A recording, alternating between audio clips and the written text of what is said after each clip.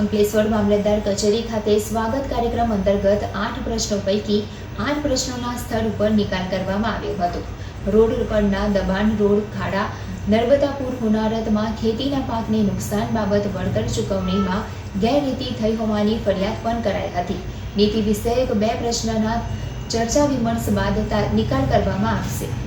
અંકલેશ્વર મામલતદાર કચેરી ખાતે મામલતદાર કરણસિંહ રાજપૂતની અધ્યક્ષતા હેઠળ તાલુકા કક્ષાના સ્વાગત કાર્યક્રમનું આયોજન કરવામાં આવ્યું હતું, જેમાં 8 અરજીઓનો નિકાલ કરવામાં આવ્યો હતો.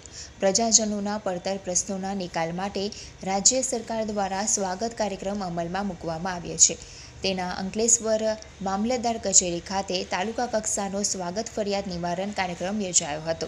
અરજદારોની ઉપસ્થિતિમાં 8 અરજદારોએ પોતાની ફરિયાદ રજૂ કરી હતી, જેમાં અધિકારીઓએ ફરિયાદને રૂબરૂ સાંભળ્યા બાદ 8 અરજીઓનો હકારાત્મક નિકાલ કરવામાં આવ્યો હતો.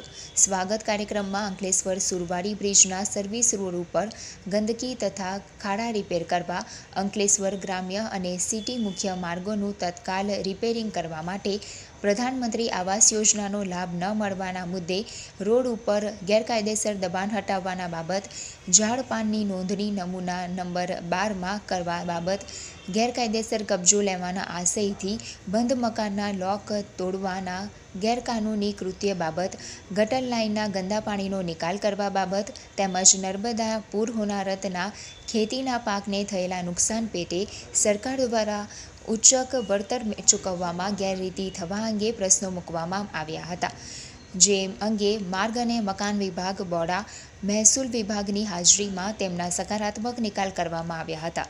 તો નીતિ વિષયક પ્રશ્નો બાબતે ટૂંકમાં ચર્ચા કરી નિરાકરણ કરવા હૈયાધારણા પણ આપવામાં આવી હતી. સૌને નમસ્કાર. આજે અંકલેશ્વર તાલુકામાં તાલુકા સ્વાગત કાર્યક્રમ યોજવામાં આવેલ હતો. આ કાર્યક્રમમાં કુલ 8 અરજી મળેલ હતી. આ તાલુકા સ્વાગતની અરજીઓ દર માસની 1 થી 10 તારીખમાં સ્વાગત ઓનલાઈન પોર્ટલ પર કરવામાં આવે છે. એ જ રીતે ગ્રામ સ્વાગત અને જિલ્લા સ્વાગતમાં પણ અરજીઓ 1 થી 10 તારીખમાં કરવામાં આવે છે.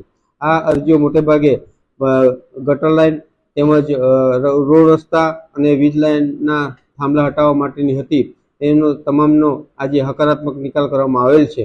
આપના માધ્યમથી જણાવું છું કે આપના લગતા પ્રશ્નોનો દર માસે 1 થી 10માં અરજી કરી અને એનો સ્થળ પર નિકાલ કરવા ગુજરાત રાજ્ય સરકાર દ્વારા